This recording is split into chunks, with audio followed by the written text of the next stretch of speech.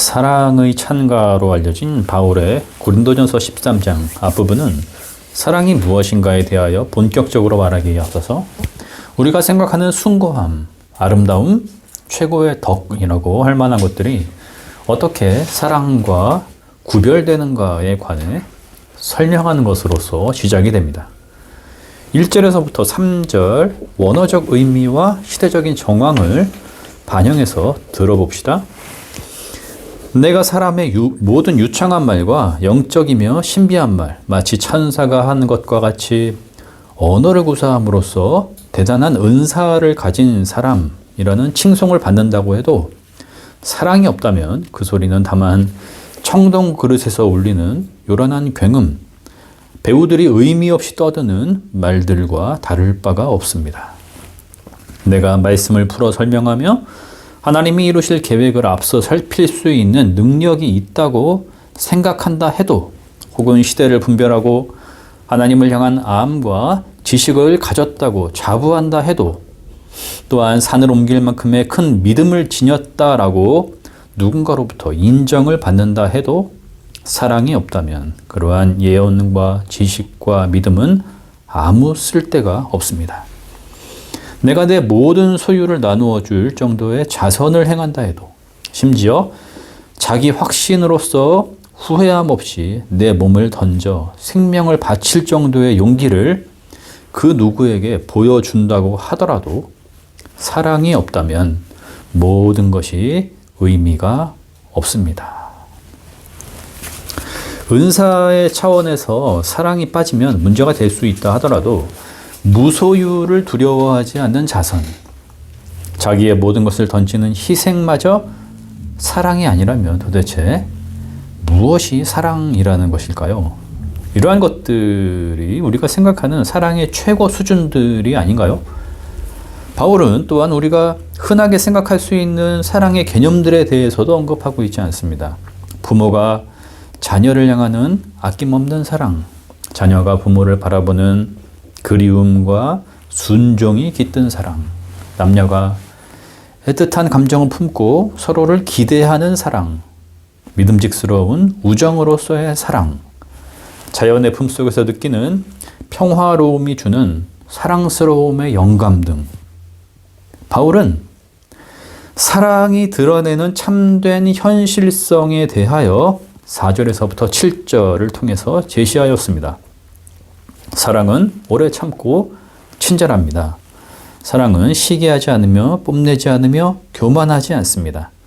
사랑은 무례하지 않으며 자기의 이익을 구하지 않으며 성을 내지 않으며 원한을 품지 않습니다. 사랑은 불의를 기뻐하지 않으며 진리와 함께 기뻐합니다. 사랑은 모든 것을 덮어주며 모든 것을 믿으며 모든 것을 바라며 모든 것을 견딥니다. 사랑은 무엇이다 라고 정의하고 있는 것이 아니라 사랑은 이러한 모습으로 드러난다 라고 말하고 있는 것이죠. 고린도전서가 고린도 교회의 문제들을 바울이 권면하는 입장에서 복음의 내용을 가지고 썼다는 점을 놓고 볼 때에 오늘 말씀을 이해하기 위해 고린도 교회의 상황을 살펴볼 필요가 있을 것 같습니다. 고린도 교회는 참 다양한 문제들을 가지고 있었습니다. 사도행전에서 나오는 원시기독교 공동체의 형태들, 즉 서로가 자신의 것을 내어놓고 공동생활을 하면서 복음을 듣고 기도했죠. 떡을 떼면서 성도의 교제에 힘썼습니다. 사도의 설교를 통해 3,000명, 5,000명씩 회심하고 착한 행실을 함으로써 외부로부터 칭송을 받았습니다. 그런데 이러한 모습과는 사뭇 다릅니다. 파당 문제가 있었죠. 자신들이 추종하는 신앙의 스승들의 이름을 걸고서 세력을 형성했다는 것입니다. 바울파, 아볼로파, 게바파, 심지어는 나는 이 사람도 저 사람도 싫어, 나는 그리스도파야, 이렇게 말하는 사람까지 있었습니다. 부자 성도는 주님의 성찬과 공동 식사라고 하는 중요한 의식에서 먼저와 자리에 앉아 배를 불리고 좋은 음식들로 배를 불리고, 가난하거나 노예 출신의 성도들은 일을 마치고 늦게 와서 보잘것없는 음식을 먹거나 먹지 못함으로 인해서 수치를 당하는 경우가 있었습니다. 어떤 이들은 자신이 이미 부활의 신령한 몸을 입은 것으로 생각하면서 세상이 요구하는 절제 덕목들이 아무런 의미가 없고 나에겐 어떠한 해도 되지 않는다라고 주장했습니다. 부도덕한 성적 행위들, 믿음이 연약한 이들을 배려하지 않고 우상에게 바쳐진 재물을 거리낌 없이 먹는 모습을 보였죠. 그리고 심각한 부분이 있었는데 바로 은사 자랑입니다. 고린도 교회에는 예언, 방언, 통역, 영분별, 지식과 지혜 등의 신비한 능력들이 나타났는데요. 그것이 자신을 차별화하는 수단으로 인정받음과 영향력을 추구할 수 있는 도구로 사용되었습니다. 이 정도 되면 아니 교회가 맞나 하는 생각이 들죠. 1세기 고린도 교회는 사실 오늘날 우리가 경험하고 있는 교회의 모습들과 크게 다르지 않은 것 같습니다. 특히 개교회주의가 심각한 한국 교회의 현실은 어떠한 문제에도 간섭하지 마. 밖에서 아무리 시끄럽고 요란한 꽹과리 소리가 들린다 해도 무의미성에 떨어진 것처럼 보인다 해도 우리 교회는 아무 문제 없어. 이렇게 호언장담하고 있는 것 같아요.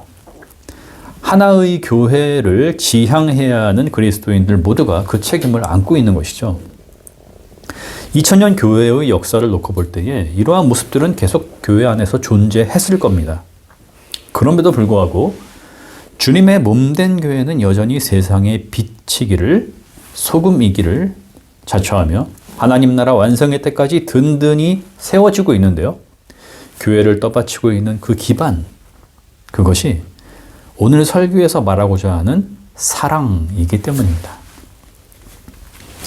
고린도 교회의 상황을 이해하게 된 우리는 바울이 지금 심각한 우려와 걱정 속에서 사랑의 현실을 말하고 있다는 것을 알 수 있게 되었습니다.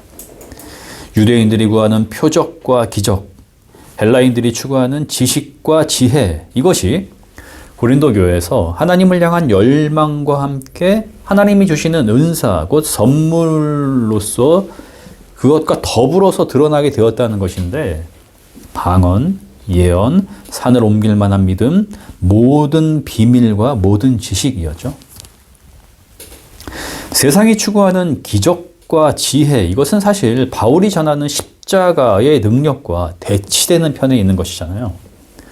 바울은 사랑이 없는데 이 모든 것이 다 무슨 소용이 있으며 어떠한 이로움이 있겠는가 질책하고 있습니다. 8절을 앞뒤 위치를 바꾸어서 들어보십시오. 예언도 사라지고 방언도 그치고 지식도 사라집니다. 그러나 사랑은 없어지지 않습니다. 바울은 모든 은사들을 사랑에 비할 때 어린아이 시절에 필요했던 것, 어른이 되어서는 미련을 내려놓을 수 있는 것으로 이해했습니다. 고린도 교회에서 은사가 확실히 자기 자랑의 수단이 되고 나만 하나님을 은밀하고 수준 높게 알 수 있게 한다라는 그 생각에 빠지게 했다는 점이 작용했을 겁니다. 11절에 바울의 심경이 담겨 있습니다. 내가 어릴 때에는 말하는 것이 어린아이와 같고 깨닫는 것이 어린아이와 같고 생각하는 것이 어린아이와 같았습니다. 그러나 어른이 되어서는 어린아이의 일을 버렸습니다. 은사들이 어린아이의 것이고 사라지는 것이며 부분적인 것이지만 사랑은 성숙한 어른이 추구하는 것이고 사라지지 않으며 영원하다고, 부분적인 것들이 없어질 때에 온전해지는 것이라고 말하고 있습니다. 은사, 곧 선물은 하나님을 알 수 있도록, 하나님의 뜻을 추구할 수 있도록, 하나님과 깊은 교제를 할 수 있도록, 하나님의 복음을 공동체와 외부에 잘 전할 수 있도록 주어지는 능력입니다. 그런데 어떠한 은사를 받음으로 인해 타인과의 차별성이 생기고 의도하든 그렇지 않든 상대적 우월함의 자리에 위치할 수 있도록 만든다는 한계 또한 가지고 있는 것입니다. 이러한 은사는 목적성이 있는 것이기 때문에, 즉 하나님을 우리가 알 수 없음이라고 하는 제약 아래에서 주어지는 것이기 때문에 그 목적성이 성취될 때, 다시 말해 하나님이 자신을 온전히 드러내실 때, 우리가 하나님 앞에 서게 될 때에는 은사가 필요치 않게 됩니다. 우리는 은사를 유지하기 위해 노력하고 때로는 단련해야 합니다. 하지만 종말의 때까지 가지 않더라도 자연적 은사의 광채는 우리의 육체가 연약해지고 쇠함에 따라 빛을 잃게 되는 것이고, 아무리 잘 보존한다고 해도 마지막에는 희미한 기억 정도로 남게 될 뿐입니다. 하지만 사랑은 그렇지 않습니다. 사랑은 인간에게 익숙해질 수 있는 성격이 아니며, 사랑은 누구도 연습하거나 단련할 수 없습니다. 우리는 매 순간, 과거의 어느 때, 어제와 다른 항상 새로운 순간을 살아갈 뿐이며, 생애 단 한 번이라고 하는 유일회성으로 삶과 세계를 마주하면서 내 앞에 대상을 만나게 됩니다. 결코 반복적이지 않죠. 우리는 남에게 헌신하거나 때론 그를 위해 희생할 수 있지만 우리의 능력으로 사랑할 수는 없습니다. 바울이 앞서 3절에서 밝힌 바, 모든 소유를 내어주거나 자신의 몸을 넘겨줄지라도 그것이 사랑 자체라고 할 수 없다라고 말하는 이치와 같습니다. 인간은 사회 혹은 자신이 만들어낸 어떠한 사랑이라는 개념을 가지고 본래의 사랑을 창조해낸다거나 소유한다거나 컨트롤할 수 없습니다. 오직 사랑이 우리를 향해 오며, 사랑이 우리를 소유하며, 사랑이 이 세상과 교회를 지탱할 수 있습니다. 우리가 할 수 있는 것은 오직 사랑에 휩싸이고 그 능력에 붙들리는 것뿐입니다. 성령의 바람이 어디로 와서 어디로 불어가는지 인간이 알 수 없고, 오직 그리스도를 향한 믿음을 가지고 오소서 성령이여 기도할 수 있는 것처럼 말이죠. 이러한 사랑에 근거하지 않는다면 신령한 은사라고 여겨지는 것들도 아무런 의미가 없게 되는 것입니다. 그렇다면 사랑이라는 것이 대체 무엇입니까? 사랑은 하나님 자신입니다. 요한일서 4장 8절은 이렇게 선언합니다. 하나님은 사랑이십니다. 때문에 사랑하지 않는 사람은 하나님을 알지 못합니다. 사랑이신 하나님은 오직 예수 그리스도를 통해서 그 사랑을 구체적 현실로 우리 앞에 드러내셨습니다. 바울이 로마서 8장 38절, 39절에서 드러내고 있는 신비가 있습니다. 나는 확신합니다. 죽음도 삶도 천사들도 권세자들도 현재일도 장래일도 능력도 높음도 깊음도 그 밖에 어떤 피조물도 우리를 우리 주 예수 그리스도 안에 있는 하나님의 사랑 안에서 끊을 수 없습니다. 하나님 사랑은 예수 그리스도 안에서 발견되었다는 것이죠. 앞서 4절에서부터 7절까지 사랑이 현실에서 어떠한 모습으로 드러나는지 다루었는데, 우리는 여기서 확실한 한 가지를 깨닫게 됩니다. 예수 그리스도가 세상에 우리를 향해 드러내신 바로 그 모습이라는 것이죠. 바울은 분명 그것을 염두에 두었을 것입니다. 은밀한 자기 자랑과 자기 실현, 자기 집착에 빠짐이 없는 유일한 장소가 있는데 바로 십자가입니다. 바울은 로마서 5장 6절에서부터 8절에서 그리스도께서 우리가 아직 약할 때에, 경건치 않을 때에, 죄인 되었을 때에, 제 때에 하나님의 뜻에 따라 우리를 위하여 죽으셨다라고 하였습니다. 여기서 제 때는 하나님의 사랑이 우리에게 드러나게 되는 때를 의미하는 것이겠죠. 8절을 다시 주의 깊게 들어봅시다. 그러나 우리가 아직 죄인 되었을 때에 그리스도께서 우리를 위하여 죽으셨습니다. 이리하여 하나님께서는 우리들에 대한 자기의 사랑을 실증하셨습니다. 아멘. 사랑에는 기적이나 자기 이익을 도모하는 지혜가 없습니다.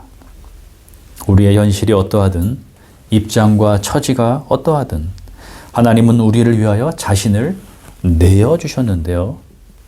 이 십자가가 바로 하나님의 능력이며 하나님의 지혜이자 우리를 구하신 구원이 됩니다. 우리는 사랑을 어떠한 은사라고 생각하기 쉽습니다. 무엇보다 사랑의 은사를 받고 싶어요 라고 얘기하는 사람이 간혹 있는 것 같아요. 사랑은 은사가 아닌 길입니다. 우리가 나아가야 할 방향이며 우리를 향해 오고 계시는 하나님의 영원하신 품, 곧 영생으로 향하는 구원의 길이죠. 꼼꼼히 읽지 않으면 놓칠 수 있는 12장 31절, 그러니까 13장이 시작되기 직전 바울이 언급하고 있는 바를 주목해 봅시다. 이제 내가 가장 좋은 길을 여러분에게 보여드리겠습니다. 예수께서 자신을 길이라 말씀하셨듯 바울 또한 사랑을 길이라고 표현하고 있습니다. 그리스도인은 어떠한 사람입니까? 예수 그리스도를 뒤따르는 사람, 그 길로 나아가는 사람입니다.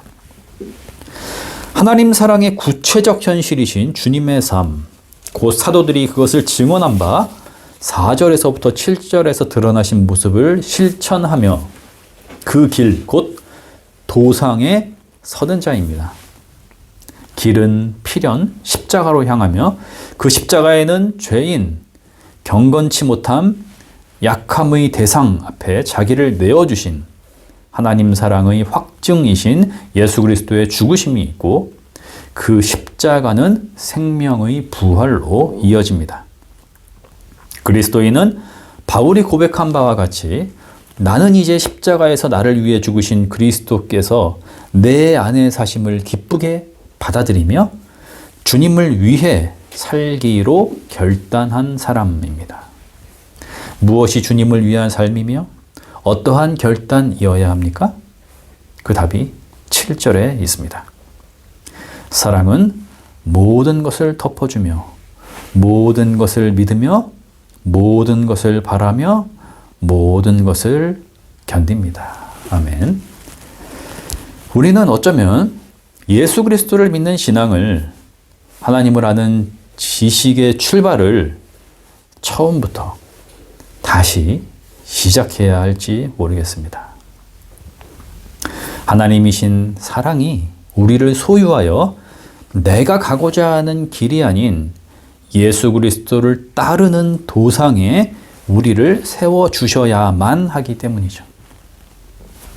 오늘의 말씀을 부담이나 한계로 느낄 것이 아니라 희망과 새로운 가능성으로 받아들여야 하는 이유는 이것입니다.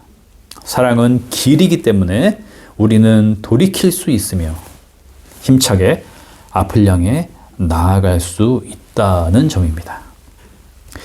주님이 오실 종말의 때, 사랑의 섭리가 완성을 이루는 그때, 하나님을 우리가 영광 중 대면하여 뵙게 될 그때까지 길은 열려 있으며 그 길은 하나님의 영원하심으로 이어질 것입니다. 지금 우리는 사랑이 무엇인지 우리 손에 쥘 수 없고 다만 그 능력에 사로잡혀야만 하듯 말씀의 빛을 따라 그 길을 희미하게 부분적으로 볼 수 있을 뿐입니다. 성령의 도우심을 구하며 자기 십자가를 지고 묵묵히 그 길을 걸어가면 되는 것입니다. 바울은 고린도후서 5장 17절에서 우리가 그리스도 안에 있으면 새로운 피조물이라 하였습니다. 사랑 안에 있으면 우리는 옛 것에서 벗어난 새로운 사람이 될 수 있습니다. 진짜 그리스도인 말이죠. 사랑이 우리를 그렇게 변화시킬 것입니다. 아멘.